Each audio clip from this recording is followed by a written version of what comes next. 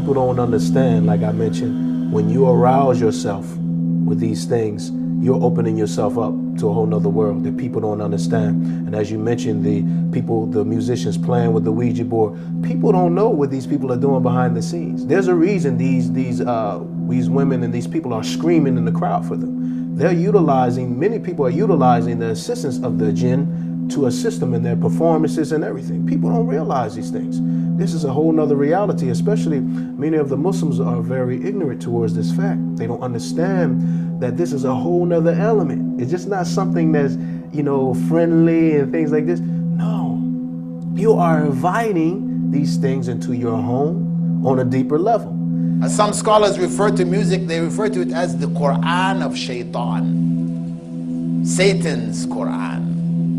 And it goes into the heart, and it occupies the heart. And when it occupies the heart, there's no room for the Quran of Allah. That's the reality. It squeezes it out. When I was a non-Muslim, I used to play various instruments.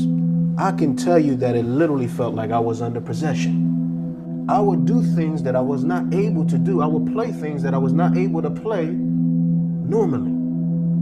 Music is very, very dangerous, and a lot of people don't know what they're doing with the music. And if you don't believe this, all you have to do is look at some documentary footage of what was called Beatlemania in the West, and how mad people went over new sounds of music that were being popularized and promoted over the airways.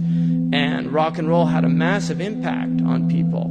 And as it got darker and darker, and you went into these heavy metal and all these other types of, you get some really, really serious problems at these concerts where people literally will go mad. I mean, obviously there's drug involvement, and this is another reason, because you'll find many of the hadith that talk about the prohibition of music also have drugs mentioned in the same hadith.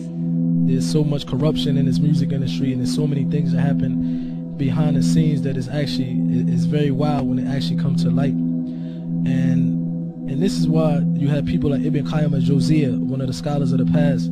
He said that music is the Quran of the devil. And this is why you see that most of the people that come from the music industry, in fact, they actually do some of the worst sins, and they actually become some of the worst people that ever walked the face of this earth, from starting off with good manners, but once they enter into the music industry, I seen it personally and witnessed it, they always turn to another person that they didn't even expect. People like Jimi Hendrix, and he was not able to play without being under a substance, being high, without being high. So we know, even from a scholarly point of view, what do the scholars mention about people that get high and things like this? You make yourself open to what? The jinn. Every musician that is on the highest level, think about it. Many of them are doing drugs and alcohol to get them to that level. You can't escape it. You might as well, if you don't want to be involved with drugs and alcohol or listening to someone that is involved in those things, you might as well take all of your CDs and everything and just throw it out. Because this is what the people that you're listening to, this is what they're involved in, many of them. Getting high, alcohol, and as you mentioned, Islam clearly clarifies and makes clear the position on those things. So what state is that person in when they were singing that song? What state was the soul in? Because you may start to feel the way that person was feeling. You understand? This is a serious thing. And yes, I know some people personally. I won't mention their name, and we asked a lot of guidance to Islam. It's a very, very famous rap group that sold maybe 30, 40 million records worldwide. They used to actually be engagement and talking to devils, jinns, and worshiping the shaitan. And they told me stories how they used to be aided by the shayateen, and they was aided by the jinns and aided by the devils. So you have this in the music industry. You have verses where Snoop Dogg, for example, may Allah guide him to Islam, he had a song where he actually was having a conversation with the devil. And in the middle of this song, he actually said that he sold his soul to the devil. So you have a corruption that happens in the music industry is very different than any other entertainment. Some of you may know I used to be a lead guitarist in a rock group. It's not a part of my bio. But that was the reality. When I lived here in Malaysia, I was lead guitarist. Alhamdulillah, I found Islam. My bass player also found Islam, and the drummer also found Islam later. Alhamdulillah. None of us played music after that. But the point is that the allure and the power of music, I know it. And it became so obvious to me when, after accepting Islam, and I was still playing in nightclubs, I accepted Islam, and then I divorced myself from the culture of the other members of the group in which I played. So I didn't participate with them in the intoxicants and things that people were doing and taking. So in the nightclubs, I used to be the only sober one.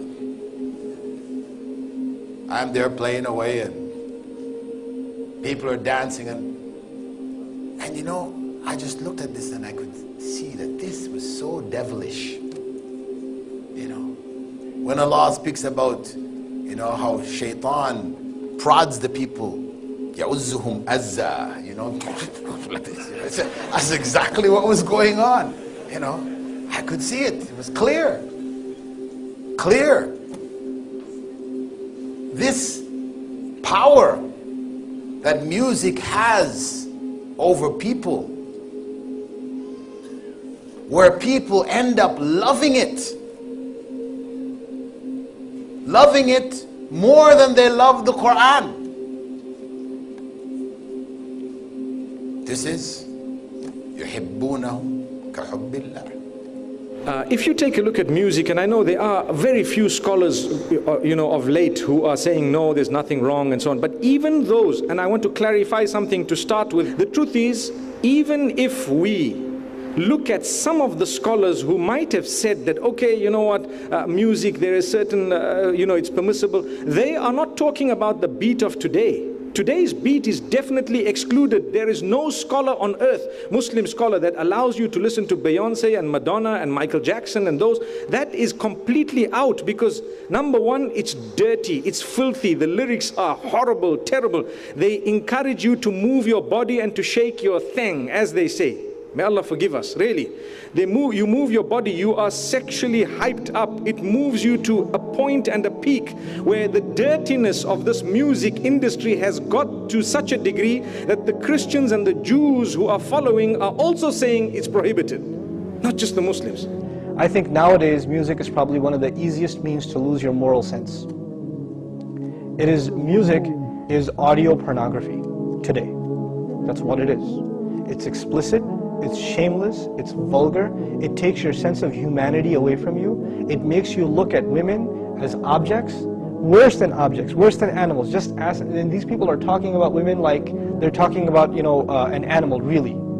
It objectifies women, and especially I've noticed a lot of the brothers that I know of Muslims that are really into the hip-hop scene, and they're kind of doing the hifz of the song, right? They're memorizing the song and they're really good at reciting it with perfect tajweed too, right? And so they do that, and it's just horrible language, horrible, horrific language. So it's a dirty industry. Ask those who are in it. It's filthy. When you hear about music, you hear about how to attract the opposite sex, and it's all about love and all about, you know, your emotions. And so at home you're not happy. When you go to work, you see someone you're working with and you're busy thinking, ooh, the music fits exactly here, and so on. Things are happening. People are tampering with our minds, whereas we have the melody of the Quran, the melodious revelation that Allah subhanahu wa ta'ala has given us, something great and grand. We should not substitute the Quran with that. If a person finds listening to the Quran annoying, after they've been listening to hip-hop and this and that for a long time, and as soon as somebody puts the Quran on in the car, you know what they say?